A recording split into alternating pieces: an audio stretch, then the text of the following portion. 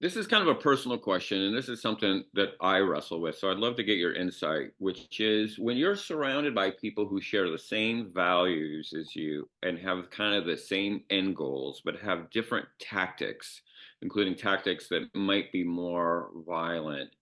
How do you position yourself? I want to smash patriarchy. I want to end white supremacy. I want to, I want up if there's going to be police, them to be completely accountable to the people that they police. Like I want these things too, but I find that sometimes when I travel in those circles with people who want those things, their solution is to just burn the whole system down or some version of it, and create something more equitable out of the ashes. And I'm more of a let's work on the inside, as slow and as frustrating as that is. And I often find myself really having a lot of conflict with my fellow travelers. It's not the people on the other side of the political spectrum I find myself arguing with, and I'm trying to make them happy because I want to be a part of this team, but we differ on our tactics, not the end goal.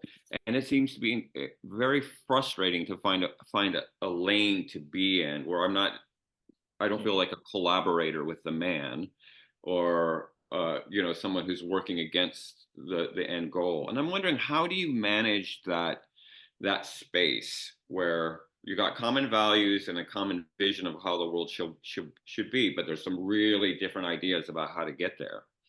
I think it's very interesting that you just said that because I think that, like, I'm not even joking. That's how I feel about every space that I work in. So it's just like compromise and like working with people is just going to be like the tools that are in your toolbox, regardless of the group that you're working with. And it's like, yeah, I guess like, um, when it's civil rights based, people are a little more emotional.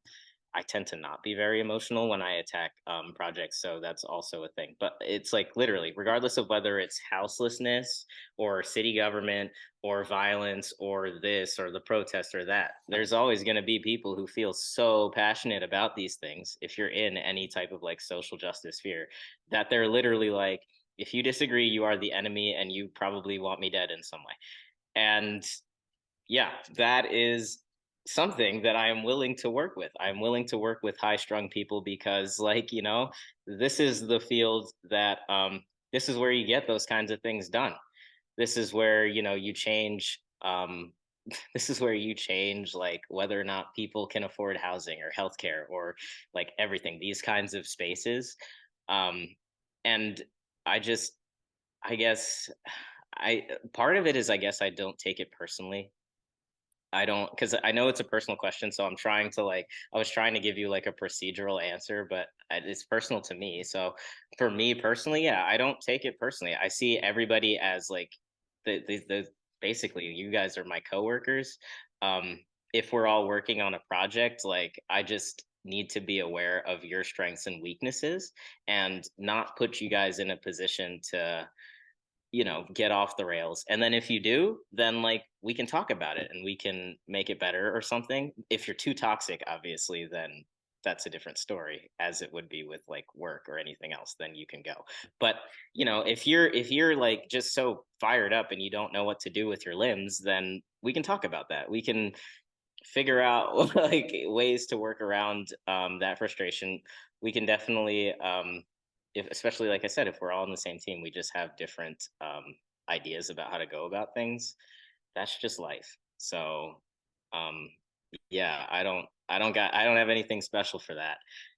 I'm like, that's Yeah, just how I think it. no, it's valuable not to take it personal. I mean, I think I do because I want to be liked. And if there's an anarchist that's telling me that I'm a sellout to the man or something, I'm like, no, love me. We want the same. Randall, I refuse to argue with people in public parks. I don't care if like it's a protest or what. I'm like, I am actually arguing with somebody I do not know, who Mhm. probably has nothing going for them outside of this protest. I'm gonna stand here and argue, and like that could also be like me personally, just like my New Yorker coming out. But Yeah. literally, it's like, nah, like, no, I do not care what the people at the protest think of me. For the most part, I won't actually talk to them individually at all. And I mean, I don't know if this is valuable for the interview, but literally, like, for me, I don't take it personally. I'm like, this person has whatever going on and could just have incomplete information, have misinterpreted the issue, have a different take on what the issue actually is. Like, whatever. I don't need to figure out all that. But what Yeah. I do need to figure out is how we can work together, how we can not fight. And if they do have a difference of opinion, while I don't need to understand or convince them otherwise, I am very focused on like, okay, but like don't hurt anybody. Like it's the behavior that I care about. Yeah, yeah, exactly. I mean, I would like to give everybody permission slip not to have to argue. I mean, there are some times where arguing is really good. I mean, that's how democracy works, but you don't always have to argue. I was at a Race Matters event and I was arguing with this person about should there or should there not be police just in the present moment. Should they just disappear or do they play a role? And then I was like, I'm what's like, the were you getting paid for this argument? Like, no? did you like impart? Because I'm like, dude, if I'm gonna like impart knowledge onto you, and I'm not a tenured professor, then I'm not gonna impart knowledge onto you. Watch me, literally, watch you like start an argument and watch me turn around and walk away while you're like mid sentence Yeah. and get a taquito at 7-Eleven and Yeah, forget. I mean that was sort of my sense. Was like, what's the point of this? Yeah, Somebody's for mind me, to yeah, be I'm like changed. it's like having an argument on social media. Just Yeah, because you happen to be or having an argument with some dude at the gym. Just because you happen to be also somebody who works out doesn't mean I need to talk to you. And especially if it's somebody just as a rule. If it's somebody where I wouldn't be able to complain about this interaction to anybody else without explaining why I even was talking to the person, then I yeah, usually just walk away. yeah. That's a good policy. I like that. That's my dad. He's a boomer. He's got all those old man sayings and whatnot. So that's that. Right.